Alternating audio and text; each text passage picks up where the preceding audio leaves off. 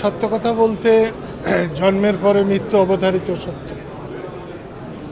কোন মানুষ তার সারা জীবনে কতটা কি করেছে এটা হলো বড় কথা। মানুষ শুধু নিজের জন্মে জন্মাতে হয় না, নিজের জন্মে কিছু কিছু মানুষ অন্যের জন্মেও জন্মায়। অন্যের জন্মে জন্মানো মানুষের মধ্যে বর্তমানে আজকে প্রয়াত বদরুদ্দোজা চৌধুরী সর্বশ্রেষ্ঠ মানুষ।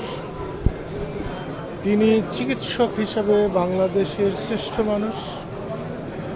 তিনি একসময় রাজনীতিতে এসেছিলেন, সেখানে তিনি শ্রেষ্ঠ মানুষ। সত্যিকার অর্থেই একজন মস্ত বড় মানুষকে আমরা হারালাম। আমরা আজকে সহনশীলতা হারিয়ে ফেলেছি। বড়কে বড়, ভালোকে ভালো বলতে পারি না। আমরা দলীয় চিহ্ন নিয়ে নাচানাচি করি। একজন সর্বশ্রেষ্ঠ মানুষ আমরা হারালাম। এনজিওর কিস্তি প্রথমবার বিকাশ পেমেন্ট করলেই 20 টাকা ইনস্ট্যান্ট ক্যাশব্যাক। এবং এই অভাব পূরণ হতে খুবই সময় লাগছে। আমি 3 দিন আগে ওনাকে দেখতে গিয়েছিলাম। আমাকে চিনতে পেরেছিলেন, দুলা ভাই বলে ডাকতাম।